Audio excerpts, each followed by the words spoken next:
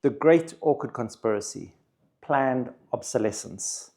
We've all heard about this with regards to large corporations, especially people like Apple, who have actually begrudgingly admitted that they've got planned obsolescence in their iPhones. A lot of those large manufacturers of household appliances, even vehicles, that manufacture parts that only last for a very specific period of time. So how does this relate to orchids? We're going to be diving into the deep, dark secrets of commercial orchid culture and exposing what this planned obsolescence is. Watch this video now so you don't miss out on this vital information before the commercial orchid growing societies have it removed from YouTube. I'm putting my entire livelihood at risk bringing you this important information. Make sure you don't miss out. The orchid cabal is a real thing. Anyway, welcome to the Nature Company. Today, we're going to be looking at what is killing your orchid so quickly when you buy those orchids from the shop and how to rectify it.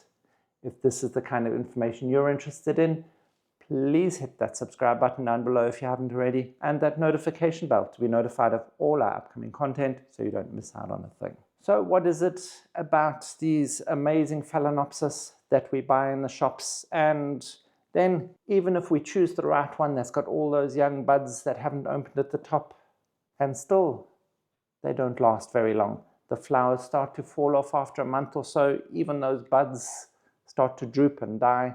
We've been listening to all the correct watering and feeding regimes, and still our plant keeps going backwards. There is something with regards to this planned obsolescence, but it's not really planned. It just happens. Let's have a look into our pots and see what the problem actually is.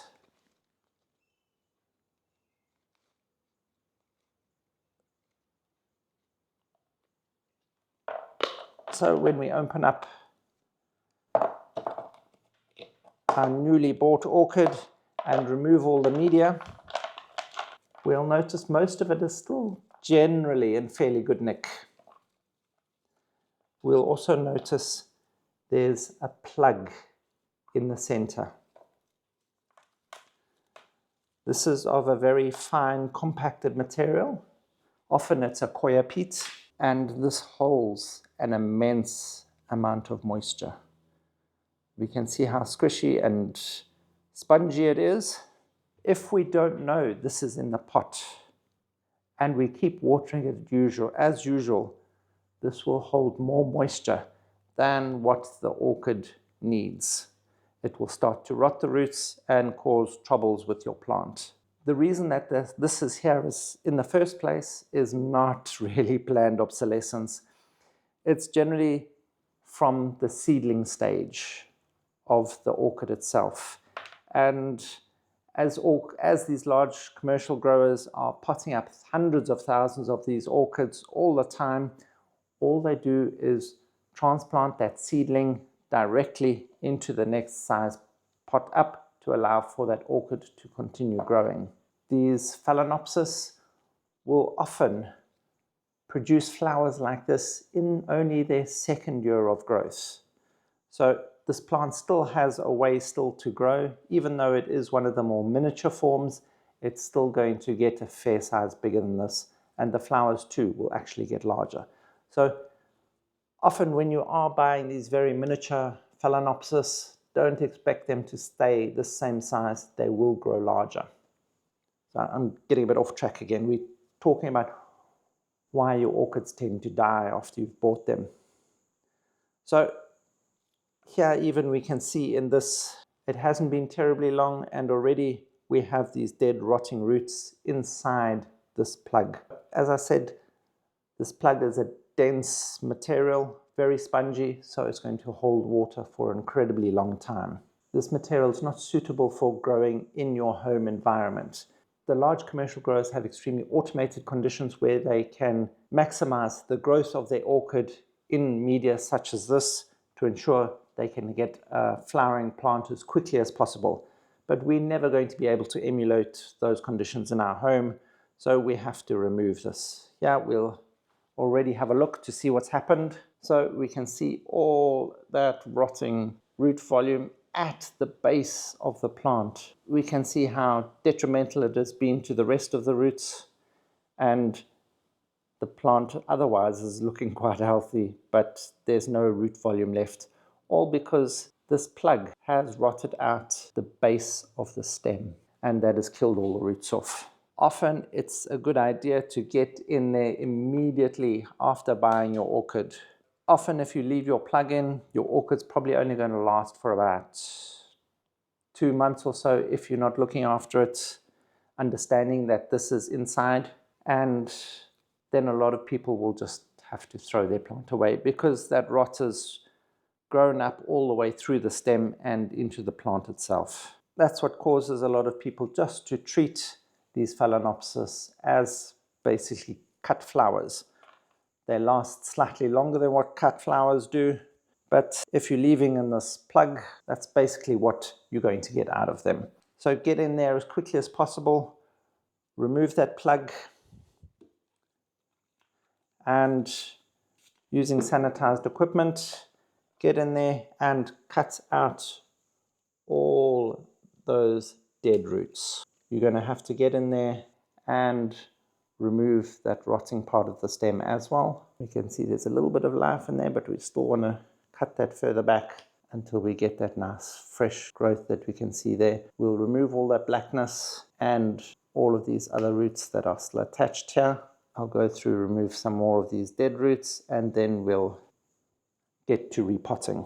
A lot of people refuse to do any of this while the plant is still in flower, but for me, generally, I prefer to get in almost as soon as I've got the orchid and do this so that I can stop any further complications from happening. We don't want the rot to spread into the stem of the plant to actually kill the plant entirely itself. So getting in as early as possible is always the best option. With this sort of rot that's already started to take place in this plant, I'm not going to be reusing any of this media. I will sterilize the pot again before using it, and with Phalaenopsis, often I'll repot it into the same size pot unless the plant itself has really grown well and far outgrown the size pot that it is in already. There we go, a little bit of boiling water and some isopropyl alcohol, and we're ready to go again. With this orchid now, it has a very limited root supply in relation to the size of the plant and the fact that it's got flowers. But I know Phalaenopsis are strong, hardy plants, and these flowers are going to be drawing a lot of energy from the plant itself, but I still feel this is going to survive even leaving the flowers on. So I'm going to leave this in flower and repot this up. But what I am going to do is take that amazing ginger tonic that we've shown you how to make. We'll put the link to the ginger tonic video perhaps up here or in the description box down below, and we'll give that a good spray. So this ginger tonic is going to help produce more roots faster. So just make sure we've given that a good dose there. It's also going to help be antibacterial and antifungal, and that's going to give it just the start it needs to get going well. And now, after having sprayed it with that ginger tonic, let's get to ensuring we don't get infection into that wound. We'll just take a little dab of cinnamon onto our finger and just dab it onto that open wound, helping it to seal faster, desiccating it slightly so that it can seal off the end, and it will prevent any fungus and bacteria getting in. And with this Phalaenopsis, I'm going to be using small-sized orchid bark. These are still quite nice, irregular sized chunks. If I was using a finer bark than this, or a media that held a little bit moisture, like adding in some sphagnum moss or some of those coir chunks, I would probably then want to go in around the pot itself and add some of those breathing holes into it. Also remember, when repotting these orchids, keep them to approximately the same height. Don't plant these deeper in, because then you'll start having problems with that root rot again. Just ensure that you pot it basically up to the same height that it was originally. And of course, as all orchid growers know, don't use soil. Use a bark medium or an orchid medium, because these babies are epiphytic. They grow on trees. They don't grow in the soil like other house plants.